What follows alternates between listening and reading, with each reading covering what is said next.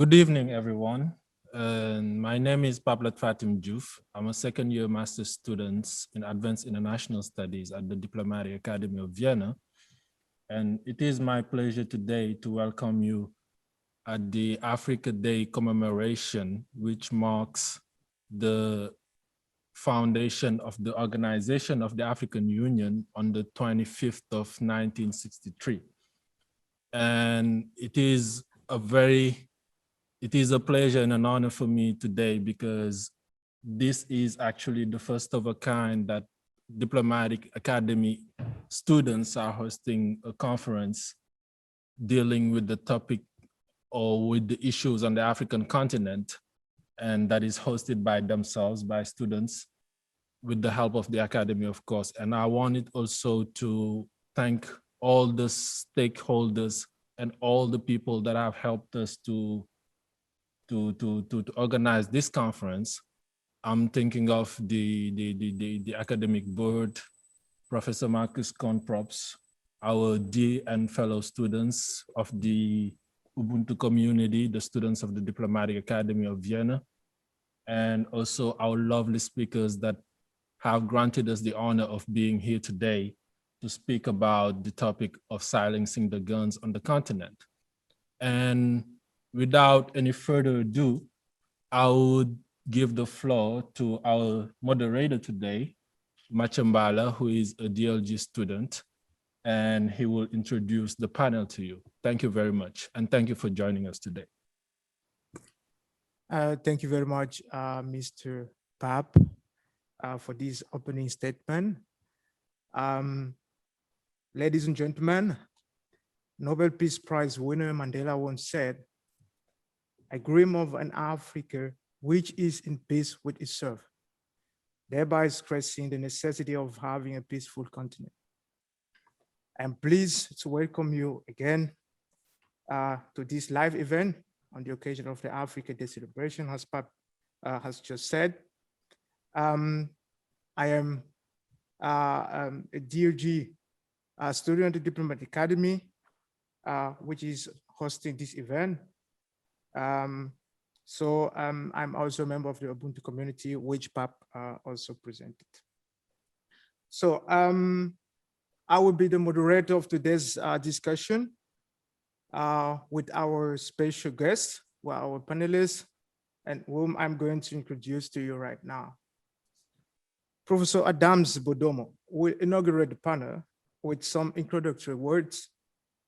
He's the chair of African Studies at the University of Vienna, the founding director of Global African Diaspora, and the president of the Fédération Internationale des Langues et Littératures Modernes. His research expertise covers African linguistics, African diaspora, documentation and revitalization of African languages and literatures, and digital humanities. Professor Markus Kornprobst holds the chair in international relations at the Diplomatic Academy, Vienna. He previously taught at the School of Public Policy at University College London and Magdalen College at Oxford University. He held research fellowships at the MAIS Center at the Ohio State University and the Department of Politics and International Relations at Oxford University. His research appears in leading journals in the disciplines such as International Organization, European Journal of International Relations, International Studies Review, Review of International Studies, and Millennium. When it comes to education, science, and energy questions, the African continent can be proud of him. Mr. Arsène Biwolé is one of the most successful physicists of our generation around the world. He's teaching nuclear physics at Polytechnique, Lausanne. And in the framework of his revolutionary project of creating an artificial sun on Earth to provide energy to mankind, he cooperated with the leading agencies in this sphere, which are the US-based General Atomics and the National Aeronautics and Space Administration, the so-called NASA. And when it comes to youth activism, we can all think of Greta Thunberg, But tonight we have her peer person, who is Divina Maloum, who won the International Children's Peace Prize of the year 2019, together with Greta Thunberg, of course. And she founded Children for Peace, which is a youth-led movement of around 100 permanent members in the 10 regions of Cameroon. Moges Teshome, a student in the second year of the DA's MAIS program, whose field of specialization is conflict settlement in East Africa, is our fifth guest. Our panelists will discuss the theme Silencing the Guns, following a twofold articulation. This is the peaceful management of conflict through diplomacy with East Africa as a case study, but also through peace activism. Then the development aspect linking science with energy as transformative potential for African economies will be discussed as well. Before giving the floor to Professor Bodomo, kindly allow me to raise an important point concerning Dr. Ibrahim Asusefa, who is a World Health Organization leader and who could not address the health aspect of our discussion due to his participation today in the World Health Summit in Geneva. Please, for those watching right now on Facebook, as well as those who are on Zoom, do not forget to send us your questions via Facebook as comments, or just send them in the chat if you are on Zoom. Now I'm going to give the floor to Professor Bodomo for his opening words. Professor Bodomo, please, you have the floor. Thank you very much. Distinguished speakers, distinguished guests, fellow Africans, and friends of Africa. I wish to thank the organizers of today's event for asking me to say a few words. And I'm very happy. I'm always happy to see young Africans like Mathieu, Mballa, and his colleagues vigorously mounting programs to mark Africa Day. I'm even more an advocate of what I call a Global Africa Month. And as someone who has organized Africa Month events for more than 2 decades, both as a student and also as a faculty member, many of them organized here in Vienna, and around many other universities around the world, it is satisfying to see the baton being carried forward. Our Pan-African heroes from Nkrumah to Lumumba, to Nyerere, to Mandela, to Haile Selassie, to Gaddafi, to Sankara, and so on, will be very proud of all of us taking part in this event on this day that they set aside for celebrating Africa. Now, on the very question itself of celebrating Africa and having an Africa Union Day, or someone asked me when I said that African communities everywhere in the world should set aside the month of Africa to celebrate African issues. And the person asked me this question: what is there to celebrate about Africa? What is there? Well, my answer is, first of all, setting aside a month or even a day as today to celebrate Africa doesn't mean we have achieved so much. When the African Union set aside this day, which actually is the anniversary of the founding of the Organization of African Unity in 1963, which was then later on turned into the African Union, the idea was to take stock of our achievements and also to reflect on our shortcomings and find a way to making the next year a better year. We have certainly had many achievements. For instance, taking COVID-19 measures so seriously that we are among the least affected in terms of infections and deaths during this terrible, terrible pandemic. But of course, we also had many failures, of which many speakers would outline here, and of which we will find we'll try to find, deliberate on and try to find solutions. Since these are just introductory remarks, I would just like to say that in conclusion, let me once again thank the organizers, especially Mathieu, Mballa, and many others who have put their heads together to come out with this brilliant program anchored by an apt theme, silencing the guns, creating conducive conditions for Africa's development, and intensifying the fight against the COVID-19 pandemic. And you have a great selection of speakers, among them my colleague Markus. And you know, it is an apt theme because more than ever, in an era of pandemics, a pandemic like COVID-19 that knows no borders, that knows no national distinctions, that knows no color, no racial divisions, we need to come together as one global family rather than fighting each other. Silencing the guns as a theme is an apt and really relevant theme. I wish you all the best in your deliberations, which I hope you will share with an even wider audience after the event. Happy Africa Day to us all. Thank you.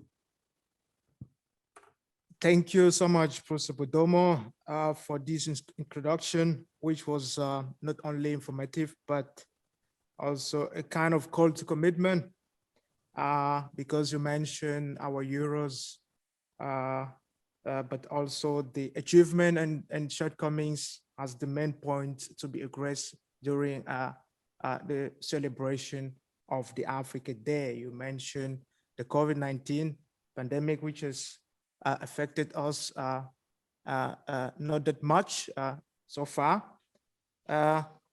We are now going to give the floor to Professor Kornprobst, but before doing this, I would like to raise another point. Unfortunately, Professor Bodomo won't be able to attend the World Meeting due to other commitments he has today.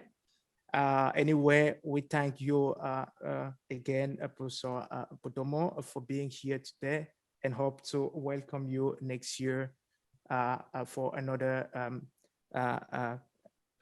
conference, I believe. Thank you so much.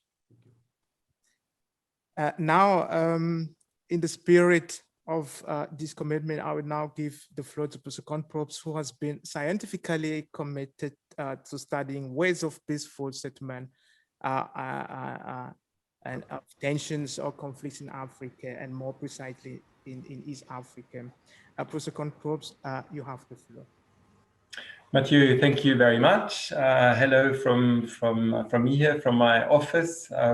Hopefully soon again in person. I'm very happy to see several familiar faces. Adams, thanks a lot for a very inspiring introduction. And thanks a lot to the fellow panelists for sharing their views.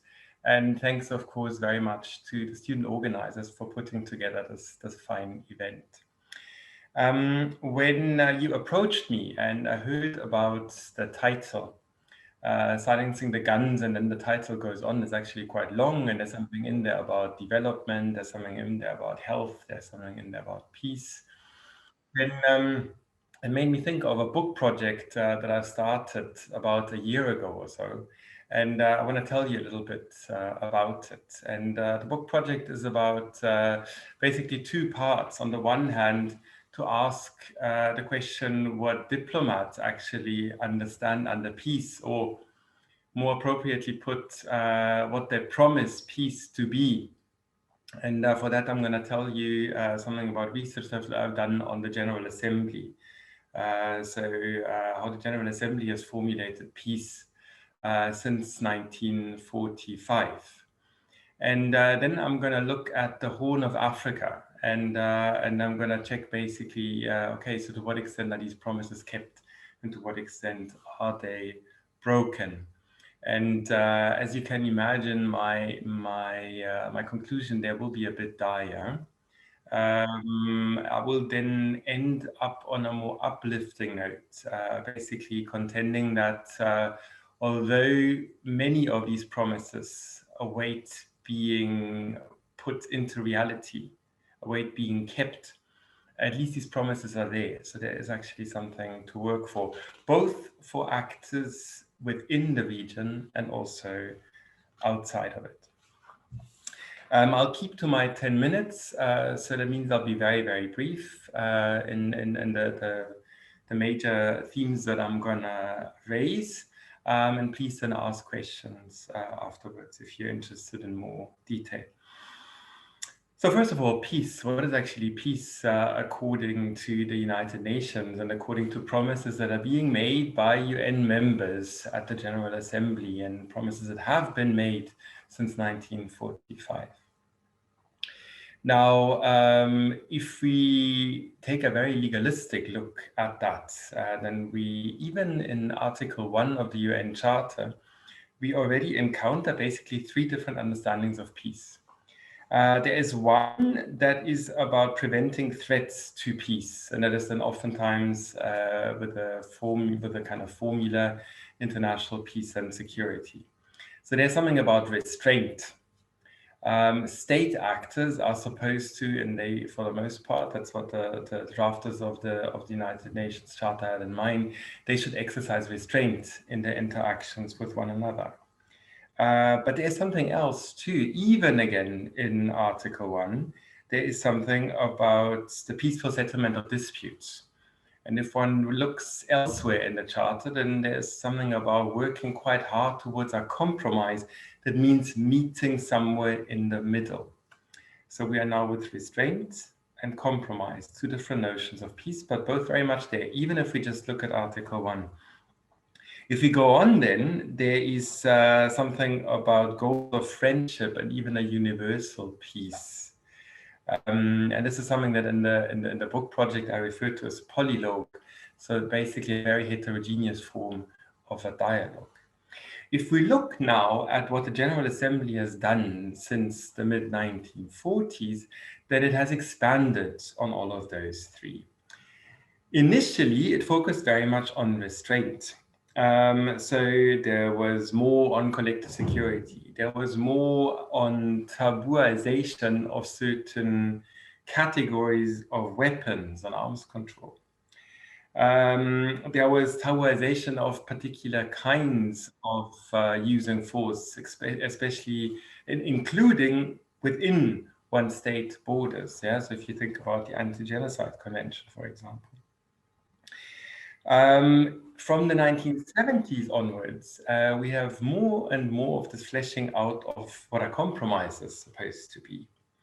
So there was a 1970 Friendly Relations Declaration, 1982 Manila Declaration, and it's quite interesting that more and more there are rules formulated for how a compromise is supposed to look like. So for instance, justice is a very important category there. If we look at Millennium Development Goals, Sustainable Development Goals, then we find another formula that is often being used, and is a just and lasting peace. So that is actually quite a far-reaching understanding of what peace is supposed to be. If we go on, then we find even more far-reaching understandings, and we go towards what I refer to as a polylogue. So there's something, for instance, about the deepening and consolidation of an international détente. There was Cold War language, but still deepening and consolidation. Since the 1990s, the term dialogue is very often used. There's the concept of the culture of peace, very far-reaching. There is something about a dialogue among civilizations. So there really is a very, very broad understanding that if parties, if state actors, also non-state actors, keep communication flows open and approach this communication with a somewhat open mindset, then that is actually conducive to peace. What we also experienced throughout the 1990s and a little less since then is a proliferation of issue areas. That means there was not just peace, war, conflict understood as something that happens between states, but there was also a lot on international terrorism, international crime. Lots of other issue areas, health, migration, environment, of course. intercivilizational, intercommunal relations. And then there were more and more postulates that what I referred to as restraint, compromise, and polylogue are actually very much interlinked with one another. You can't think of them separately. And oftentimes the understanding there is that you need a certain amount of polylogue in order to get to compromise. And without compromise, it's going to be very difficult to have restraint. Now, so much about the promises being made on the diplomatic stage. By the way, methodologically, I looked only at declarations, at resolutions where not a single UN member voted against. Yeah. So a couple of them may have abstained, but not a single voted against. Otherwise, I would have come up with many, many more far-reaching understandings of peace, actually. So what's the record now on the Horn of Africa? If we look at it from 1990 to 2020, that's the time frame that I have for the book project. And we obviously have lots and lots of conflicts, lots and lots of wars, lots of fatalities, lots of humanitarian catastrophes. This is just to highlight a few of them. So we had an interstate war, Eritrea, Ethiopia, 1998 to 2000. Basically a classic territorial conflict. There was no demarcation of the border at the time, and this lack of demarcation coupled with rising tensions between the two states that led to an all-out war, something that happens in world politics actually quite rarely in our days. There's been plenty of international and regional terrorism. A lot of that, so for instance, Osama bin Laden was in Sudan from 1991 to 1996, span his terrorist network from there to neighboring countries, which led then to bombing in US embassies, Kenya, Tanzania, lots of other things, attempt to kill Hosni Mubarak on the state visit to Addis Ababa. And there's obviously also a link with that to the US withdrawal from Somalia, then with the whole Black Hawk Down incident.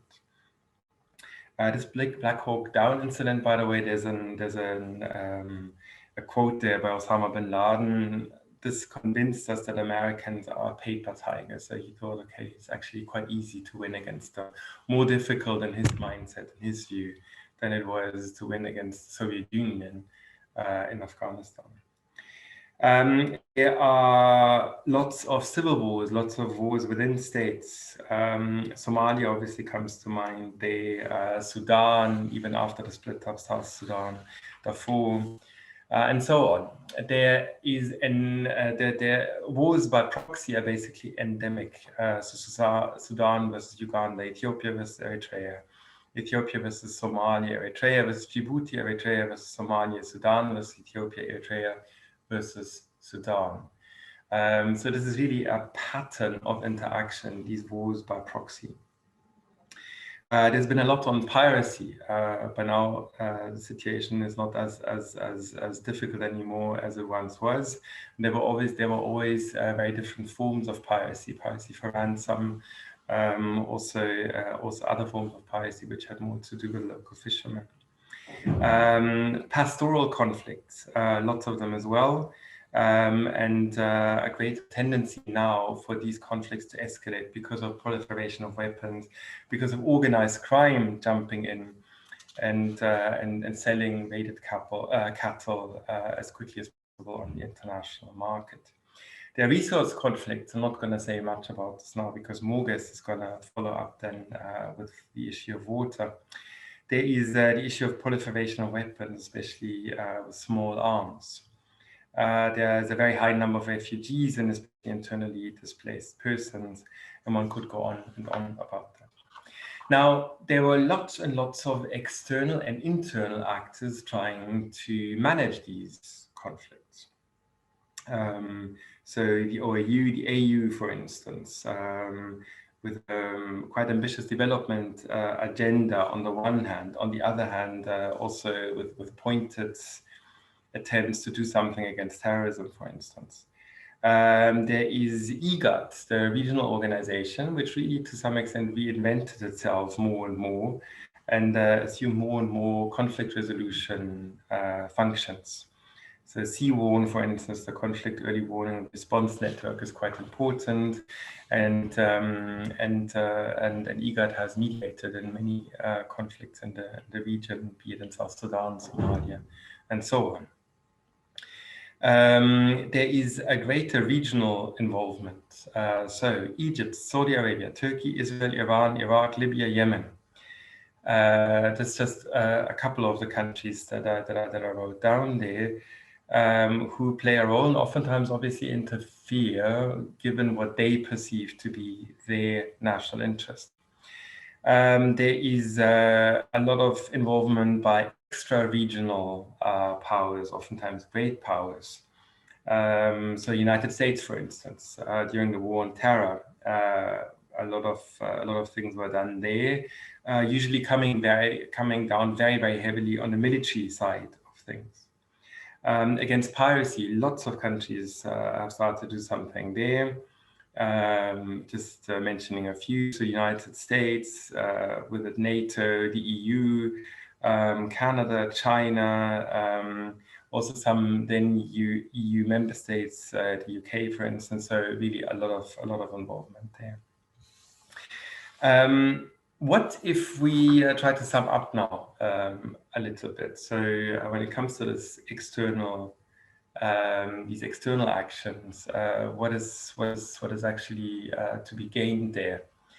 Now, one very obvious point is that the Horn is very far removed from these kind of ideals that I mentioned before. So it's very far removed from a diplomatic peace. And not only when it comes to compromise or polylogue, but also when it comes to restraint. What oftentimes coincides is that internal and external actors participate in these patterns of violating restraint, not even to speak of compromise and polylogue. Obviously, not all actors. Yeah, there are a lot of promises as well, and promising actors and promising actions. But there are patterns also that go into the opposite directions.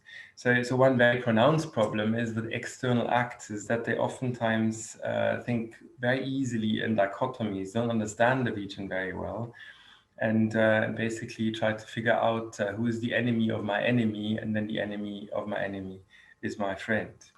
There's a lot of extraction, exploitation of resources, oftentimes by criminal actors, also terrorists. So it's not only that there are external actors that are as state actors, but also non-state actors. When we look on the reverse in terms of peace, what actually has been accomplished, and it's oftentimes the case that when internal and external actors work in sync with one another, if they move together into the same direction, then something can be done. In the past, again, if that happens, then it was usually more on the restraint dimension than on the compromise or on the polylogue dimension, which basically means that in UN talk, the root causes, as it's oftentimes referred to, they usually remain unaddressed. It is usually more the focus on the restraint. Now, to sum up, where do we go from here? So on the one hand, we have a lot of promises, a very comprehensive understanding of peace, a very deep understanding of peace. And on the other hand, we have an implementation that is very much lacking. Obviously, if I would now apply this not just to the Horn of Africa, but other regions or the whole world, then I would come up with a similar conclusion. But with the Horn of Africa, it is particularly pronounced. But on the other hand, having these promises is actually a great opportunity. So never before in human history did we actually have these kind of ideals of a very comprehensive, a broad peace, a long and lasting peace. And that is probably an opportunity, but it is only an opportunity if the implementation record becomes better. Thank you very much. Thank you, Professor Kornprobst, for this thought-provoking insight. In the same vein, Mr. Teshome, will now address the very specific case of Ethiopia.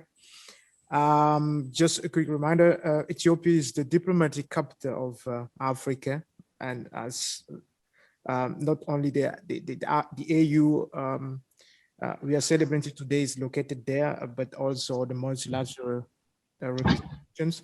So Mr. Teshome, what kind of conflict is Ethiopia dealing with, and to what extent can the region or the continent as a whole be affected by this specific case?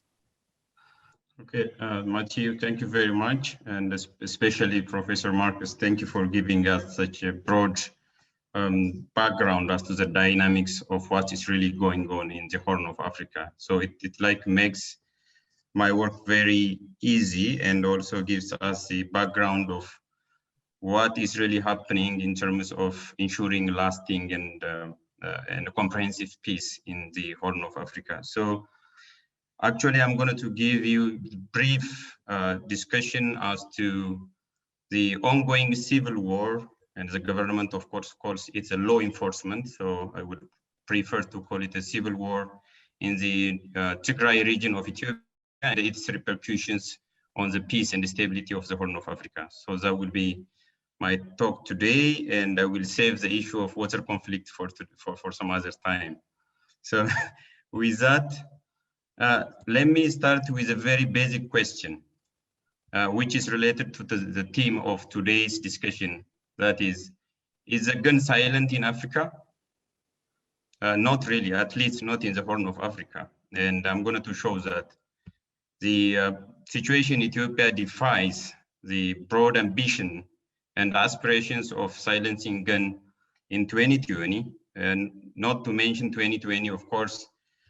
This ambitious peace project, I would say, is somehow stifled by the ongoing conflict in the northern part of Ethiopia. Of course, it is a conflict within the state, but it has ramifications for the Horn of Africa. Let me give you like what a friend of mine asked me, why the Horn of Africa is so unstable for such a long time. I had no clear answer then, and of course now. But I told him that, of course, in the form of joke, that is what Horn is all about, unless you make it dull. So have we been able to constrain the Horn that is really fighting in the region? And that is not possible, at least in the Ethiopian context. And accordingly, I will just give you a brief discussion on three issues. I will start with the first one, which is, what are the causes of the war? I mean, the ongoing civil war in Ethiopia, in the northern part of Ethiopia. As I said, the issue is very complex, not least because the Ethiopian state formation itself is in its formative stage, despite the fact that the state existed for millennia, and many factors have led to the outbreak of this, I would say, seemingly inevitable conflict, because a lot of issues back and forth and the problems which have occurred in the political sphere have led to the conflict that we are experiencing now in the northern part of Ethiopia. So as such, I cannot say that a single factor has led to this catastrophic conflict in the northern part of Ethiopia, but I could say there is something very unique about the Ethiopian political structure, which is the notion that defining the who gets what and when, which is, I mean, the typical political question. So far, so good, but the problem is who, the term who itself is defined exclusively in terms of ethnic identity, and every other relevant issues are subsumed under this ethnic identity. So the way we have tried to manage the conflict, the ethnic diversity, I would say, because Ethiopia is a plural society and it is a deeply divided one now. So in an effort to manage the ethnic conflict, we paved the way with all with all good intentions, and it resulted in an unintended or maybe intended result, which is a confrontation between the regional force and the federal government. So that is most political analysis, and maybe scholars tend to call Ethiopia, since the 1994 constitution, federal constitution, as the Yugoslav Republic of Africa, if not even in the entire world, because ethnic-based federalism is only to be found in Ethiopia, which is very unique and very strange, because the last ethnic-based federalism was, or federation was disintegrated at the same time that Ethiopia introduced ethnic-based federalism, and which is institutionalized in the constitution. So that is strange for me, but in a sense, we have experimented it for the last 28 years, and finally it led us to the situation we're in. So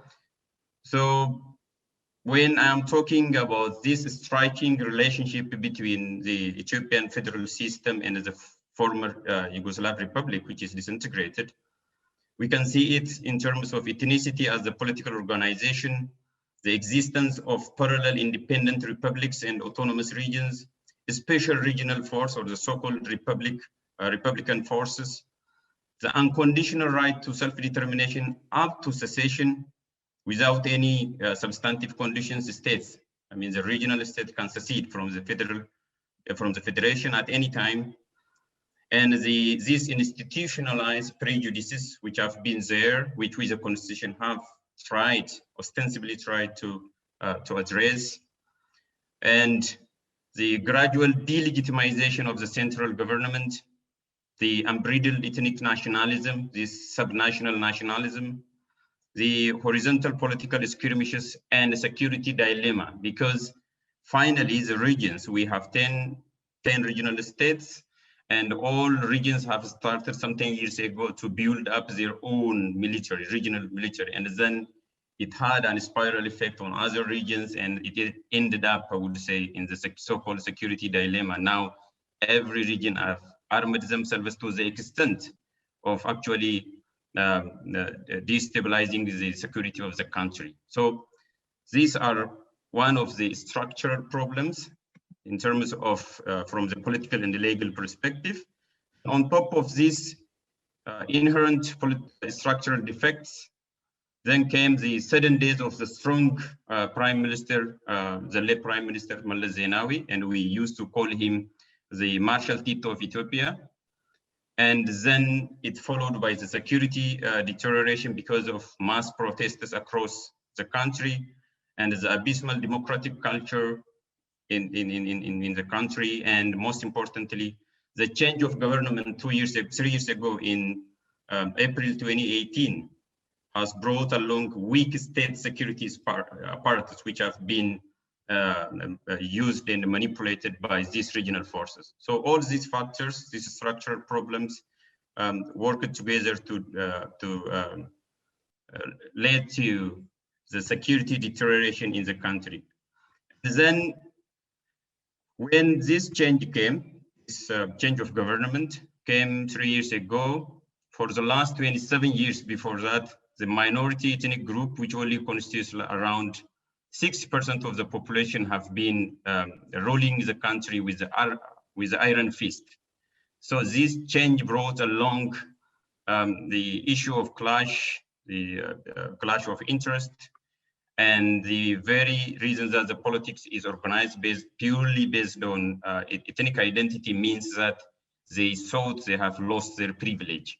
So they started the process of delegitimization of the government, and then they went ahead to even conduct their own regional, regional election against the constitution, and then they went on to declare their autonomy in the same way that around 1990 the Slovene Republic has done. So this situation is very, very different, very unique. I'm not referring to the ethnic diversity, because Ethiopia is not so different in terms of ethnic diversity.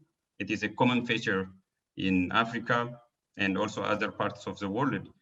But the problem lies with the way we have tried to manage it, and the very mechanism we use to address ethnic conflict has led to confrontation between the federal government and the regional government. So with this, I will add the second point, which is what is the impact of this ongoing conflict on the Horn of Africa, if there is any.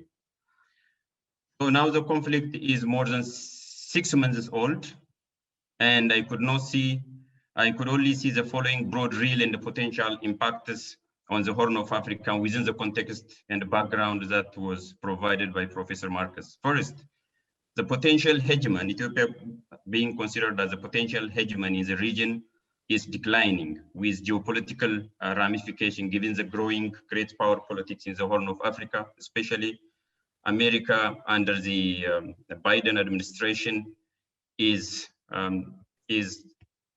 trying to counter the Chinese presence in the Horn of Africa and not to mention Africa in general. So this is one of the repercussions. The second one is the security vacuum which is left, and the fighting of terrorism in the Horn of Africa. Even though Al-Shabaab and Al-Qaeda networks are not so strong enough now, but the possibility is still there. That Ethiopia has been fighting terrorism alongside the America in Somalia, the EU to some extent, and the AMISOM force. So now Somalia itself is already in a political crisis. And on top of this, the declining Ethiopia would only add an insult to the already existing injury in my view. Third, the humanitarian crisis. In this regard, the unprecedented IDPs, more than 3.2 million people, possibly massive migration. Bear in mind that Ethiopia is a host to more than 150 million people.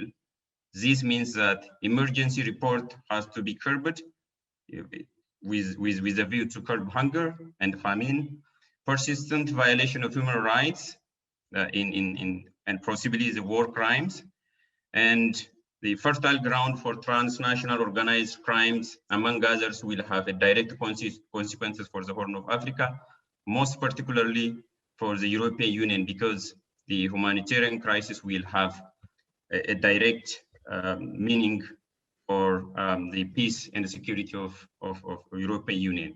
And then interstate ethnic conflict will be very possible. If you noticed when Professor Markus was speaking, Ethiopia shares ethnic commonalities with more than 6 neighboring countries, with Sudan, around Benishangul, with Kenya, with Somalia, the greater region, with Djibouti, the Afar ethnic group, with Eritrea itself, the Tigray people who are now in conflict with the federal government. You go around and even Sudan itself, the Anyuak people. So once the conflict starts, there is a possibility of internationalization, or at least regional ethnic conflict, which will be affecting the entire region. So that would be the possibility, and I could say. And finally, the possibility of a state collapse. I could only pray that will not happen, but if that happens, it will paralyze the entire region with massive scale of violence and the disintegration of the state and the emergence of micro-states. Just imagine having 7, or now we have 10 regional states. Even if we assume that those 10 regional states will become an independent state, you can only imagine having another Eritrea and South Sudan, the micro-states which are not sufficiently guaranteeing their own security and the peace and development. So nobody could afford to see that. So the state collapse will have a wider meaning for the entire world. So with this, is there any way out, or probably some lessons to draw from this ongoing conflict? For now, there is no clear end to the conflict inside, as I have said. However, I can say that the following points has to be taken into consideration. First thing first, immediate alleviation of humanitarian crisis must be a top priority for the international community. national dialogue and reconciliation through the instrumentality of transitional justice framework. We have ample experiences in this regard has to be applied at domestic level to ensure that political problems will be solved through political solutions. And then there should be end of hostility with a decisive military operation, which I couldn't see because the conflict has been protracted for more than 6 months now, and ensuring the rule of law across the board, if that is possible. If not, maybe international mediation as a last resort to halt the disintegration of the state before it is too late and too little. And with this, ensuring the territorial integrity of Ethiopia shall be the overriding foreign policy direction of any major powers, including the European Union. And I would argue that it is in the best interests of all international communities as a whole to stop this from happening. So probably if I can leave you with one warning, that will be never think of ethnic-based political system, particularly that of ethnic federalism, for we have experimented it and we have first-hand experience in the 21st century that it will only become a laughing stock, and we are experiencing the pain and we are living with the pain. So for those of you who might think that the spirit of Yugoslav Republic is dead now, you must think again. You may find it resurrected on the Ethiopian soil. So I invite scholars on comparative politics and security studies to consider probably conducting an in-depth research on this issue, because this case study will give you a fresh evidence and case study to compare what has happened in the disintegration of Yugoslav Republic and the future of Ethiopia. Thank you very much for your attention. Happy African Day again. Thank you all. Thank you, Mr. Teshome, for this brilliant analysis. If there's any takeaway, we can sum your speech up in a single word, which is, I believe, diversity. Diversity is taken into account for the political organization of Ethiopia. It reflects the different factors interacting in Ethiopia and even on the regional level. And it also reflects the different actors and ways of dealing with the issue, both in Ethiopia and in the East African area. Now, I will give the floor to Divina. Maloum is promoting peace in a rather different way. Thanks again for being with us. You won the International Children's Peace Prize thanks to your remarkable action. Can you tell us to what extent individual efforts or commitments could efficiently contribute to the promotion of peace, Divina? Oh, I see. Peace, first of all, it's a word in a large context. So depending on the areas and depending on the place in which you want to implement peace. So basically, I can take an example here in Central Africa when we analyze the problems many children and many adolescents face. I think one of the major ways to implement peace and to change children so that they should be peacemakers, they should be peace builders in their community is by creating peace clubs to implement children, by organizing educational discussions to talk about the rights of many children, and also the importance of the educational discussions. Basically, we can take an example of internally displaced people, child soldiers. So I think, yeah, there are many ways of implementing peace in different countries and different areas, but that question is a little bit complex because it's based on the areas and the place in which you want to implement the peace. All right, thank you. So you have a kind of presentation concerning your foundation. We are listening to you. So I'm going to share my screen. Again, my name is Divina Maloum. I'm the founder of Children for Peace, and I would like to thank the Almighty God who gave me the opportunity to participate in silencing the guns, creating conducive fight against the COVID-19 of child soldier, which is a worldwide phenomenon, more expanded in Africa and in Cameroon. So here we can see an image, and we can see approximately 300,000 child soldiers in the world, with African nations largely considered the highest hit by this practice. So basically, these conflicts have involved thousands of children as combatants, mine testers, messengers, and cooks. And some of them have even been used as human shield or as sex slaves for military leaders. So I'm going to present the sociopolitical context in Africa, which is characterized by an escalation of violence and insecurity perpetrated by terrorist groups like Boko Haram, Al-Shabaab, and the various affiliations of Al-Qaeda. The movement for unity and jihad in West Africa and Antarctica, and basically Cameroon, my country, is in the grip of multiple conflicts by the Seleka and the anti-Balaka groups from the Central African in the east, and the northern part of the country was attacked by the terrorist group called Boko Haram, and the Anglophone crisis, specifically in northwest and southwest of Cameroon, through a battle launched by separatist rebels for their own state, asking for the separation of the country.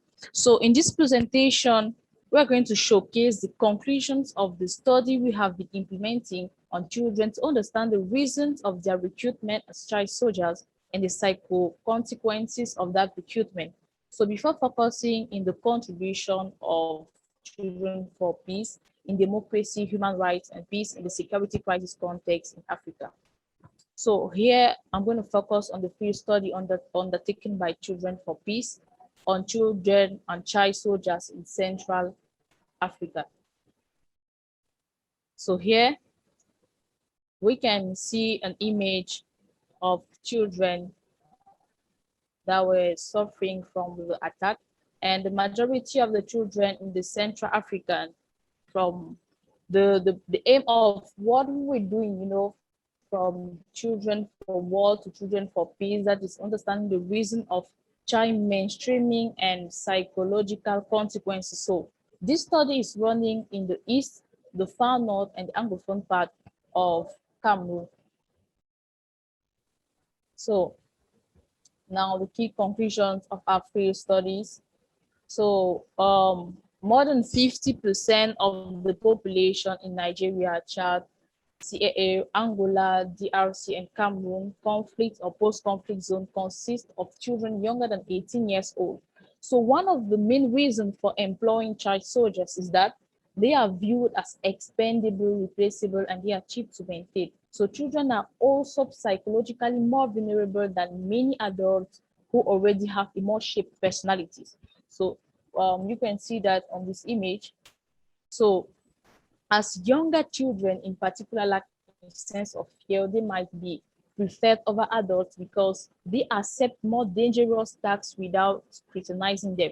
So many children and adolescents in identities, you know, are still being formed, meaning that they can be more easily influenced and controlled since they are dependent on protection and guidance.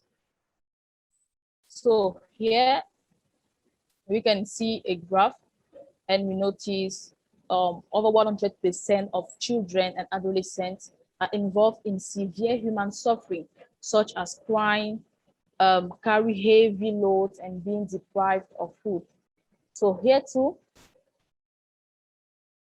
a total of 54% of the children report having killed someone, and it's 28% report that they were forced to engage in sexual contact. And we can see 35% of the interviewed children had developed a fully developed post-traumatic stress disorder and a disability mental health disorder. So here's an image. And the main question is that, what's the contribution of children for democracy, human rights and peace in the security crisis context in Africa. So here we can see an image of Children for Peace dealing with internally displaced people and refugees. So now to address this horrible situation faced by children, Children for Peace, which is a grassroots teenager girl-led movement whose strategy is based on the realizations of documentaries, the creation and distribution of children peace cartoons, the organization of children capacity building, awareness raising campaigns, the realization of studies on the ground, the psychosocial assistance have implemented a critical number of projects. Among them, the Silence the Gun, the DDR Tech, which is the disarmament, demobilization, and reintegration technology for ex-child soldiers. So Silence the Gun. Here on this image, we can see teenage girls involved in the project Silence the Gun. So basically, what is Silence the Gun? When we talk about Silence the Gun, it's an integrated project which ambition is to contribute to address the causes and consequences of violent extremism and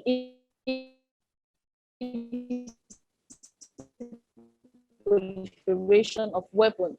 So the project aimed at democratic conflict, thereby liberating and improve children's rights in affected areas by war. So what are the basic key results of this project? So here, so far, we have 7 peace clubs. As I talked previously, the 7 peace clubs set in communities and the capacity of 1,075 members birthed in leadership for peace building, conflict resolution, human and gender equity. So 50 children, including internally displaced people and refugees, have organized a march for peace entitled Ceasefire, Silence the Gun.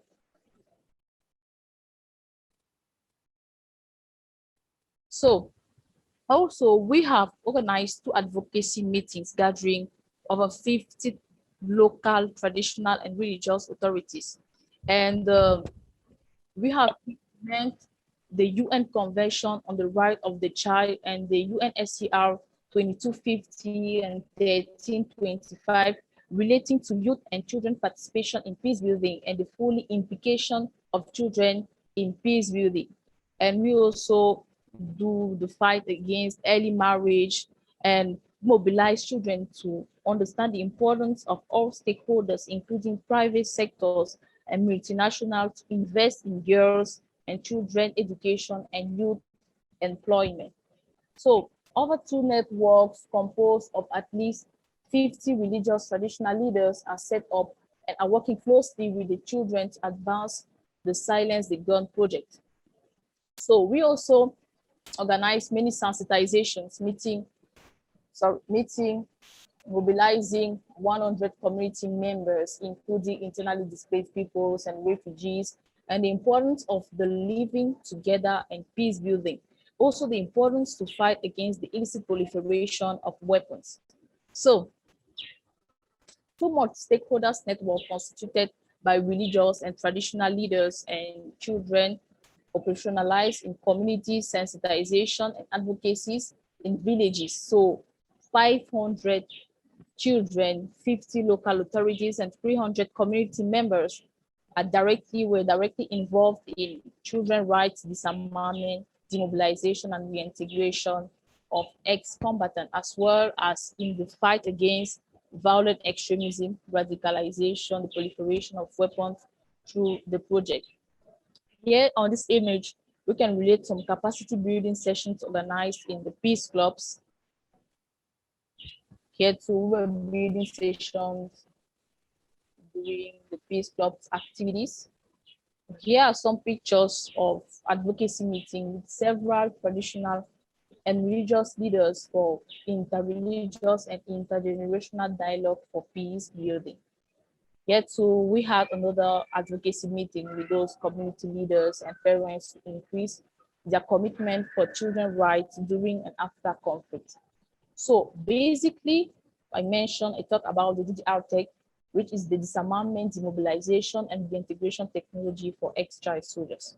So Children for Peace has been working closely with ANID for PSD, which is the African Network of Young Leaders for Peace, with development to develop an application called the DDR Tech, which aim is to fight against the enrollment of children in armed groups and contributing to the restoration of security by disarming ex-child soldiers and providing them with viable socioeconomic reintegration opportunities in civilian life.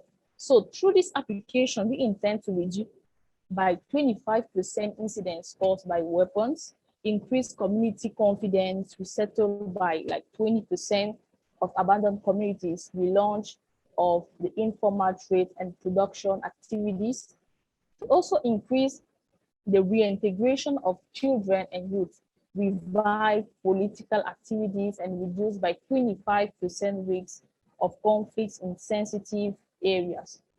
So here are the multi-stakeholders network for children rights, disarmament, demobilization, and reintegration of ex-combatants, as well as in the fight against violent extremism, radicalization, and proliferation of weapons. Here, we organized a press conference to showcase the outcome of the project Silence the Gun and announce the finalization of the DDR Tech project. So as the former UN Secretary General Kofi Annan stated in his 2000 report on children and armed conflict, he said children depend even more than adults do on the protection afforded in peacetime by family, society, and law. So the international laws as they exist currently are adequate to protect all African children in conflict situations, and more effective means of enforcement are also needed. Children are key stakeholders, and we believe they are capable to drive societal transformation. So we must invest in them to foster democracy, human rights, and peace. So the finalization of the DDR Tech will be an important step towards our vision. So we are open to all partnerships that may help to overcome our technical and financial difficulties and contribute to the effective implementation of the DDR Tech. So I will conclude by saying that if you think a smile is stronger than a weapon, if you believe that what unites people is more important than what divides them, if for you the foreigner is a brother who has been proposed to you, if you share your bread and know how to attach a piece of heart to it, if you believe that peace is possible, then peace will come. So thank you for your kind attention. Thank you, Ms. Divina Maloum, for this brilliant presentation. We learned a lot from your foundation, and we very much appreciate your commitment and wish Children for Peace, which is your foundation, all the best. Ladies and gentlemen, Africa needs peace, but can sustainable peace be achieved without dealing with another big issue, which actually appears to be a cankerworm for the continent, namely the challenge of development? A wide literature concerning this question is unanimously focusing on the power of science and technology to radically transform our economies. To address this particular factor, I will invite Mr. Tema Biwolé to give us some insights. Mr. Biwolé, you have the floor. Okay, thanks a lot. Thanks for inviting me. I'm delighted for being here today, participating into this important discussion. Now we are going to move to science and to energy in particular. And for our continent, the topic of energy is more than important in this moment, because we are trying to develop our respective countries, and the energy challenge is even more important in our countries. So I'm going to share with you some slides. So here is where I'm doing my research. It's not that far from Vienna. It's in Switzerland. It's called Lausanne. The city is Lausanne and the school is EPFL. And as you know, I've not the technology, and I have I've not always been here. So it all started for me in Bafoussam, Cameroon, where I grew up. You can see this picture of me very young with all of my friends here. I don't remember, I was probably 8 or 9, something like that. Many of those has passed away actually. And so we had a common issue altogether back in that time. It was the energy issue. In this picture, you cannot see because it was during the day. But actually, overnight in our neighborhood, we didn't have any electricity to study. And many of us, actually some of us were passionate about physics or science in general. Me in particular, I was really interested in understanding how the sun works, because we didn't have any electricity, so it was dark during the night, and the next day we had light because of the sun. So at my young age, I was really curious about the sun. Where does the energy from the sun come from? And actually, can we exploit the energy from the sun to provide electricity to my community? And then not only my community, my neighborhood, my town, my city, my country, and my continent. So at my very young age, I was really excited about exploiting the energy from the sun, also because we had that lack of electricity in our houses. This is how I discovered what is known as nuclear energy. Okay, I guess maybe when you hear about nuclear energy, you think about atomic bombs and stuff like that. Actually, we have some good stuff coming from nuclear energy. So we have the so-called fission energy and fusion energy. So I fell in love basically with this nuclear energy at age 15, I think. And then I noticed something really interesting, that the sun, our sun, you remember the sun that I was really fascinated about in my young age, is actually the place of nuclear reaction. So all the energy of the sun comes from nuclear reaction that happen inside the sun. And this is really interesting because actually all the stars in the universe have their energy from the so-called nuclear fusion. And then, as you know, so the nuclear fusion, I won't go in the technical detail for you guys. It's just important, maybe the general observation that so we have the so-called nuclear fission, which is what is known, which is how many countries already make their energy. But we also have that nuclear fusion, which is the energy of the stars. All the stars is the energy that the universe has chosen to power each star, and the sun in particular is powered by nuclear fusion. So I was really excited about all of this because I was fascinated by the sun and its energy. So this is how so you may ask me now, okay, now Africa, should we actually go into this kind of fancy stuff to help Africa? So I'm just going to share with you this picture, which is really important for us as African. It's like it's the picture of the Human Development Index compared to the annual per capita electricity use. And this is, the picture itself is, I don't know if you can see, but so this is the consumption of electricity, the electricity use. So the higher is the number, the higher the country uses electricity. So I can give you an example. The US here, for example, the United States of America, this is the energy, the annual per capita electricity use. So around 12,000 kilowatt hour. And you can see, okay, and you can see like our countries, our African countries are somewhere here.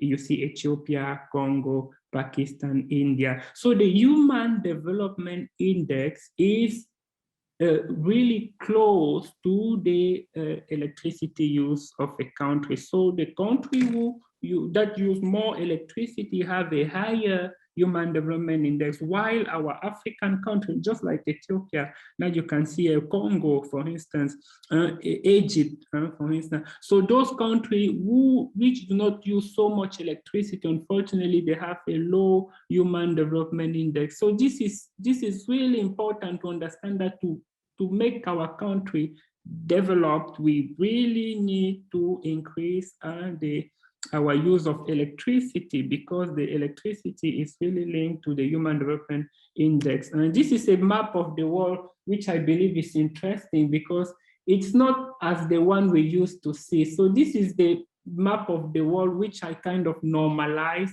with respect to the energy consumption of the country. So you can see Africa has almost disappeared from this map. So I hope you can see what is going on here. So we have the map of the world, and then the size of each country just represents the amount of energy or electricity they are using. And you can see, you look how America is fat now, and some countries in Europe are just being so, you see how fat is America now and how thin is Africa now. That means that the countries in Africa are not using much less electricity than some countries here in this map. And this is really, this has a correlation in the Human Development Index, and we really need to increase our energy consumption, and we need to produce more energy for our continent to increase the Human Development Index. Just notice that in the Human Development Index, we also have the life expectancy. So you expect to live maybe, let's say, longer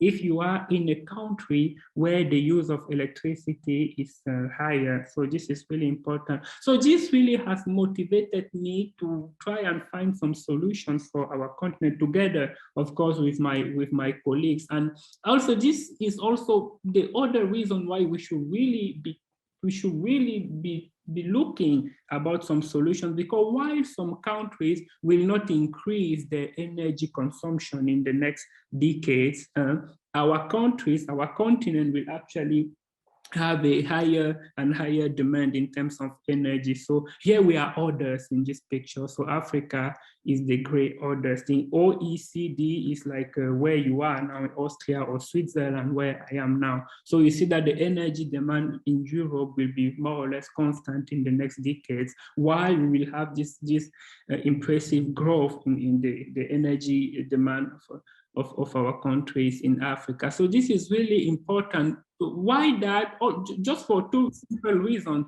The first reason is that we have a growing population, we call it an exponential growth of our population. For instance, in Cameroon, for those of you who know Cameroon, we believe we will be around 50 million in 2050, and by the end of the century, we believe those are just the estimations. There will be around 80 million. 80 million will be like a country bigger than France, let's say, or Italy right now. So we really have this exponential growth in our population, and in the same time, we also need to have to achieve our development. So this is important for us to look for solutions to tackle those issues, and you see those are the goals for development and it's really important. So we said no poverty, zero hunger, good health, education quality, gender equality. But you see at the number 7, we have affordable and clean energy, because this is really important for the development, and we are really working now very hard to tackle this important issue, and we are bringing in now the nuclear energy, which in the past has been forgotten, I think, by our country. So I will just maybe share with you something that we don't usually see is the effect of, because, okay, I said at the beginning, it is important for our development to find some new sources of energy. And in our case, we have our population that is growing, but at the same time, we need to be developed because many of our countries are not developed. But now we are having an issue that we didn't speak a lot about in the last century, for instance, which is the issue of climate change. And I will just share with you here, because this is another constraint that we are having. So first, we are having the issue of the development. Second, we have our population growing exponentially. And third, we need to find clever solutions for energy, because we have also the issue of climate change. And we will just see here some images of the climate change. So, okay, this is global. So that's all of us. So more about this and just the melting of the ices, and then the effect of the climate change. So, okay, so you see, this is really linked. Okay. So this is important for us in Africa, because we always believe, okay, climate change. Should we really care about climate change in Africa? Of course, because when we have the issues associated to climate change, we have some other problem with the climate itself. Will make that in certain region we can have issues with water. We can miss some water, for example, due to climate. This is a consequence of climate change. So we need to find energy solutions that are clean, affordable, and that allow to avoid the climate change, so that the development is sustainable. So this had motivated us to then go back to our sun. You remember I spoke about the sun at the beginning, and try to understand what is going on inside the sun. And you can see here in this little movie, this is what the so-called nuclear fusion reaction occurring inside our sun. This is our star, how it works. So when you wake up in Vienna, for example, in August, and you have the sun, is because inside the sun you have those reactions taking place. The reactions are called nuclear fusion. So what we are trying, so when we say we are building the sun on Earth, what we are trying to do, we are just trying to make those same reactions occurring in the very inside of the sun here on Earth. And this is a little movie on the machine we are building here in Lausanne that will reproduce the same reactions occurring inside the sun. Here you will see again the little movie, and then if you look closely, you will see those are exactly the same reactions that were occurring inside the sun that are now occurring in the machine. And then we can extract the energy from those reactions and feed the human population with electricity. And this solution is a solution that we play that will be very important in the future, because it is clean now. We don't have any CO2 emissions. So for the climate change, we are very good. This energy has all the other advantage that it uses water,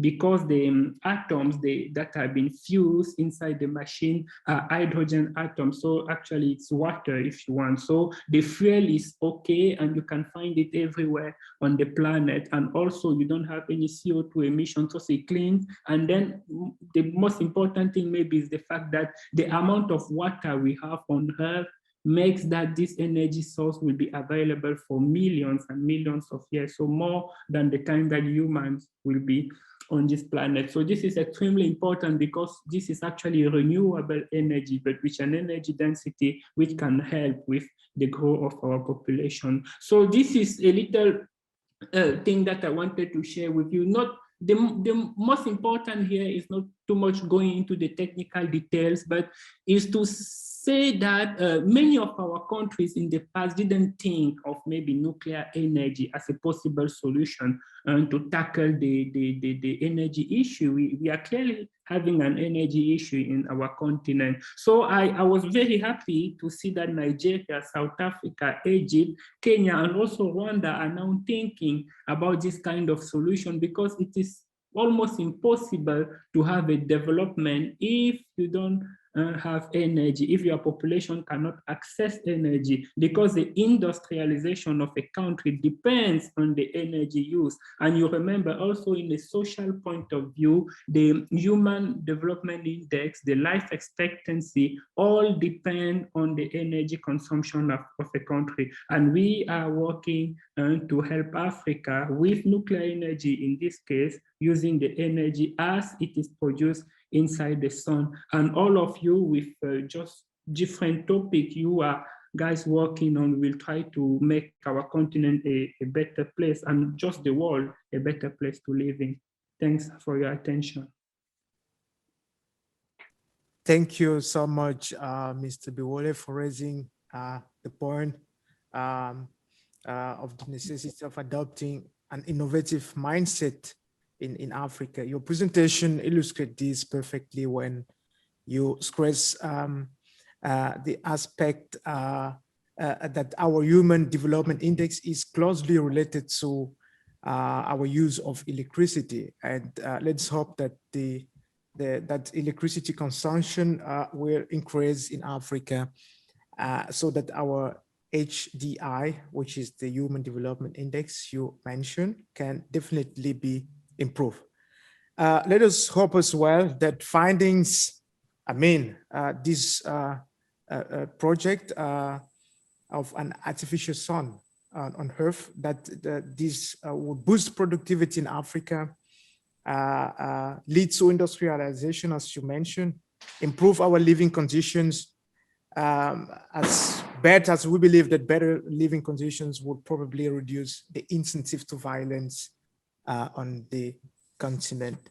Ladies and gentlemen, Africa is facing these challenges, among others, poverty and the pertaining health issues, which have been further exacerbated in recent times with the outbreak of the COVID-19 pandemic, which has certainly been tolerant so far, as Professor Bodomo said, towards Africa, or as far as Africa is concerned. But the economic and social spillovers of the pandemic, as well as various other diseases affecting the continent, need to be dealt with, since health is somehow related to economic performance. So it's one of the main factors of economic performance. Therefore, addressing the real impact of the health challenge, both on social, political, economic, and even diplomatic level in Africa is, of course, subject to further discussion. Ladies and gentlemen, it's time for the Q&A session. Please feel free to ask your questions to our panelists. Those who are on Facebook, just send them in the comment in the area that has been foreseen for comments. And for those who are on Zoom, just raise your hand if you want to speak, or just send your question in the chat. Okay, I would just like to quickly jump in on the presentation, the brilliant presentation we had the opportunity to watch so far.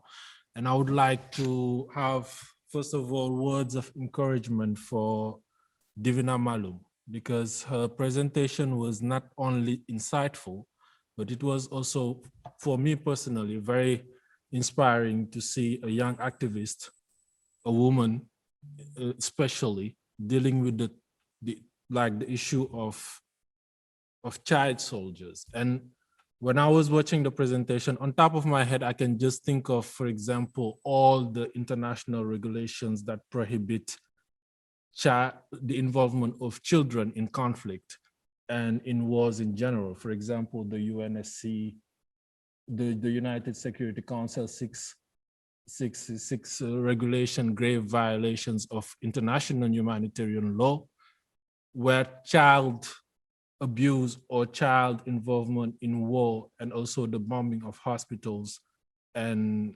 schools are prohibited.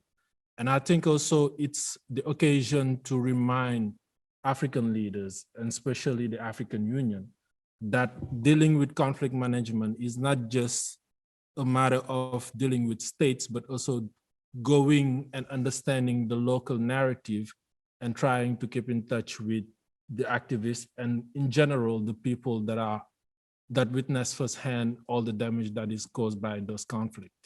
Because it shouldn't be the place of children in general to deal with issues that are meant to be managed by adults. And I also really enjoyed the presentation of Arsène, because I think it actually reminds me of a movie I watched with some of my friends last year during the pandemic when we were having those movie nights, and it was called The Boy That Harnessed the Wind. And it was the story of a Malawi student, a Malawi child actually, who, as Arsène, did not have electricity. And and just by curiosity managed to help the whole village being electrified, and also having having access to the latest technology. And that was something very inspiring. And I think also it goes on to show how much potential the continent have when it comes to the human capital of our children and of our population in general. But now I just would have a question that would kind of link or act as a bridge between Moses and Professor Kornprobst's presentation about peace and silencing the guns in general and the energy aspect. Right now we are dealing with the conflict in Egypt and Ethiopia. I know probably Moses will have a lot to say about that. And because, for example, when you look at the GERD, the Grand Ethiopian Renaissance Dam, and the whole conflict that's been going back and forth between Ethiopia and Egypt since 2011, because Egypt refused to ratify the CFA, the Common Framework Agreement. Actually, some experts suggest that it is also because Ethiopia could gain more than 6,000 megawatts of electricity.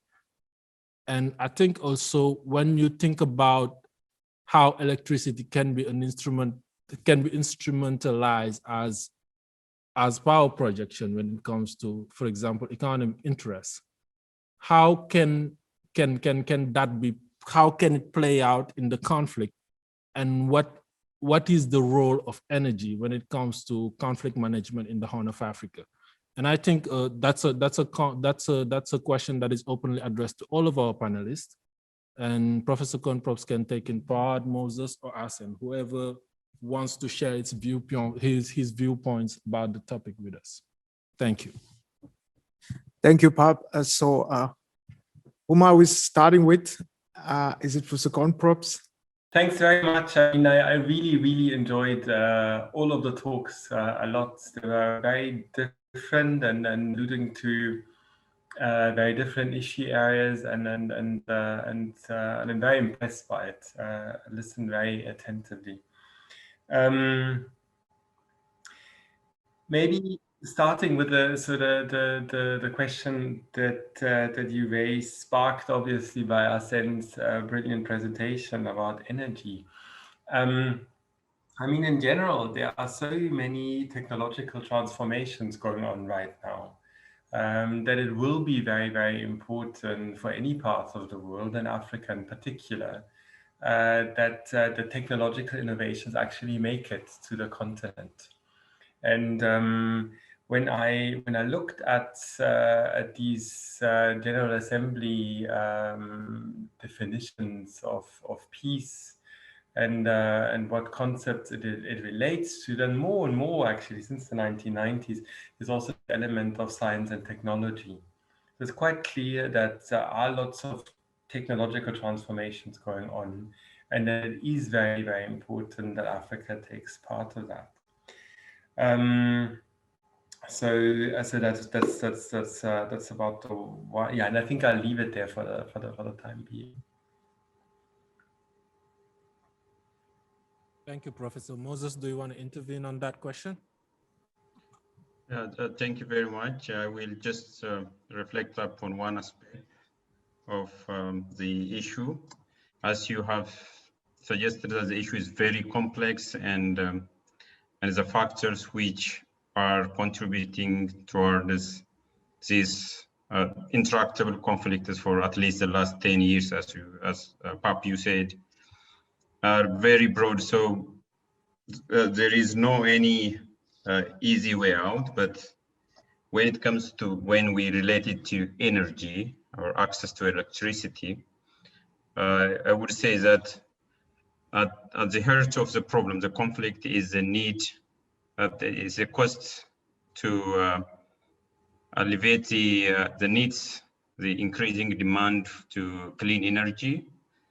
So as we have discerned from the presentation that was made by Arsène. If you have seen that Egypt is somewhere up there and Ethiopia is right at the bottom, despite the fact that Ethiopia is endowed, at least with both renewable and non-renewable energy, in terms, because we have the solar energy, we have the wind potential because of the latitude, and then we have also enormous water fountains to generate energy. Regardless of all those potential resources, still we have not been able to use modern technology and rely upon renewable energy. So in that regard, I would say technological advancement and efficient utilization of existing or scarce resources would to some extent be part of the management of the conflict between Egypt and Ethiopia and generally in the Blue Nile Basin. So yes, that would be my short answer, but then the issue is very complex, as I said. Thank you very much, Moses. And I think also some of our audience, some members of our audience have questions, and I'm going to read this one to the panelists. And I think it's addressed to Professor Kornprobst. And yes, she says, with the intense research Professor Kornprobst has conducted on Africa, what insights can he provide on the Kenya-Somali maritime dispute, putting into consideration the strained relationship these two countries have had? And it's from Natasha Mwala, a student of the Diplomatic Academy. No, thanks a lot. Natasha, maybe let me provide a bit of the background of this project of mine, which is still as my latest book project. So it's in its very early times, and basically, to be very frank, basically what is lacking in my research thus far is going to come in years to come is the big punchline. Yeah, so it's on the one hand, I mean, so one can say, okay, so there are all of these promises that international actors, also regional actors, make, and on the other hand, this is to what extent they keep these promises, and this is to what extent they break them. And the big question is obviously, how can you make sure that they do less of the breaking and more of the keeping? And this is what's gonna keep me for the next 2 or 3 years, probably on my toes. Yeah, so with lots of interviews and everything, and doing this project, what is very important for me is that I stay very broad. It's important for me that I stay broad, so that I don't limit understandings of peace now simply to, let's say, restraint. But that I really broaden it, so that I can say something about situations of internal conflict or war, that I can at the same time also say something about matters of health, refugees, and so on. Because my hunch is that these comprehensive understandings that you find in New York, that you also find with the AU and others, that you also find with IGAD, that there's actually something to them. So I think in 2 years' time or so, I hope that I can give you a much more convincing and a much more detailed answer to that. Okay, thank you, Professor Kornprobst. Again, the next question goes to Arsène. Arsène, there are some skeptic people who believe that we are nowadays facing the challenge of global warming, and that your project of creating an artificial sun on Earth may be even dangerous or may even jeopardize human life on Earth. What do you think about this? Okay, thanks a lot for the question. So, okay, so first of all, we are not going to to add a problem on top of a problem. So, when we hear about artificial sun, I can understand that we believe this will bring other issues, but actually no, because the way we contain the energy of that sun, we actually contain it in in a sort of a bottle so that we don't have all the radiation that we have from our natural sun, for instance. So all the risks associated to this artificial sun are actually much lower than any other way of creating electricity. So just maybe to give you a little example, so right now we use nuclear energy in its form that is called nuclear fission. And for instance, in South Africa, we have a nuclear fission reactor. But unfortunately, you know that with nuclear fission reactors, we have some radioactivity even after the reaction has occurred. So when we have a reaction within a nuclear fission reactor, we then have the waste, so we have some radioactivity. And right now we kind of bury the radioactivity. It's a mess right now to handle the radioactivity from nuclear reactors. So that was the reason why we looked onto the nuclear fusion, which is just the other way around. We are not using the same process. The process we are using now do not emit any radioactivity, do not emit any CO2. And even if it is kind of an artificial sun, we do not have the radiation going everywhere as the radiation from our natural sun, because we contain the radiation in kind of a magnetic field. So maybe this let's not go too technical about it, but this is actually the most safe way of producing energy. And this is why we are believing that our hopes, not only for Africa, but for mankind, are also in this kind of energy production. All right, thank you very much, Arsène, for these insights about the very actually, let's say, peculiar project of creating an artificial sun. But we're wishing you the best of luck on that project. And we would like to give the floor to some of the audience who want to pitch in. I think this goes to Moges. Mr. Zoa is asking how we can effectively solve the Ethiopian problem. I guess that's related to the Nile River. Okay, thank you very much for your question again. So if I have an answer, a robust answer for an effective management of the conflict, then I wouldn't have been here. Probably I would be somewhere in the office of Prime Minister or in the AU advising them to come up with a very comprehensive solution. But that said, I am currently undertaking a research paper. So there are a lot of recommendations that I may give, but for now, I already talked about the clean energy, efficient use of resources, but to that I can add two more important and politically salient issues. One is that there is a changing dynamics in terms of power relationship, power configuration, which I call hydrohegemony. So the existing hydrohegemonic order, which have been established and maintained by Egypt, cannot sustain itself because of various factors.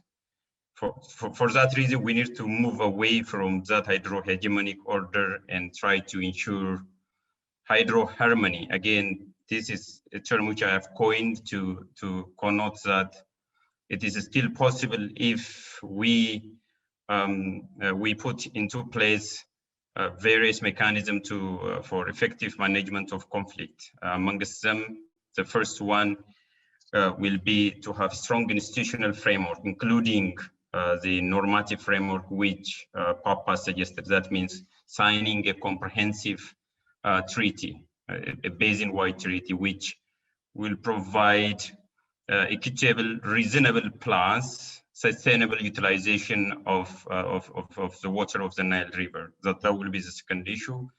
And finally, as to the specific dispute which is going between Egypt and Ethiopia, and to some extent Sudan as well, which is the issue of George, I think negotiated outcome is possible, but what is hindering the parties from making concessions and come to the resolution of the conflict is the different understanding and interpretation of the existing old treaties and somehow the nature of the state itself, the state identity, and also extreme securitization of the water resources. So these are some of the issues which can I provide for now, because then there will be a lot of issues that I will talk about, and then this short time will not be enough.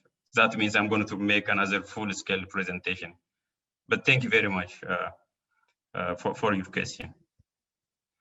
I think we're running out of time, so we're gonna wrap it up with the last question. And it is from Bruno, who's asking that with the population of Africa that could reach 2.5 billion by 2050, the African continent will face many challenges, including access to energy for all. Currently, more than 645 million Africans do not have access to an electricity source. Is it possible to achieve all African projects with the solar energy right up to 2050? So I think that's a question that is addressed to Arsène. Okay. Is the specialist of energy here.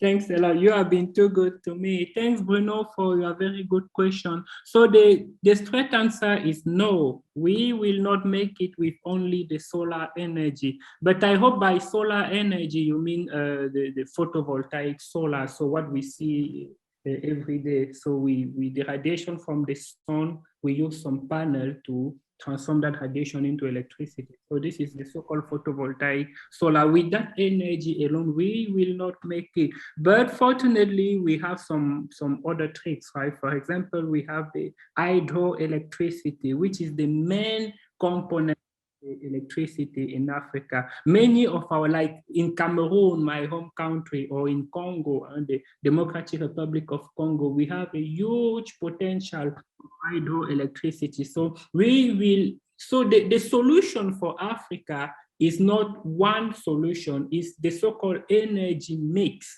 So we really will have the energy mix so that we just put together various solutions to solve our problem. We have some solar, some wind, hydroelectricity mainly, and then we add some nuclear as the technological level of the continent will grow. This is really important to speak about a mix of energy rather of a solution. But thanks, that was a good question. In view of the time factor, I'm sorry you have to stop this or to close this discussion. Thanks though for your interest. I thank everyone who participated in this event. I thank the panelists who show up today, Professor Kornprobst, Professor Bodomo, Arsène, Divina, and of course, our brother Moges. Ladies and gentlemen, I thank you on behalf of the Ubuntu community of the DA, which is the African community of this prestigious institution. It brings both alumni and current students together. And remember, Ubuntu is a beautiful Zulu phrase, which means I am because of you. I am because you are. As we are celebrating African unity, let's stay united forever. Thank you so much for your presence. Thank you again. See you. God bless you.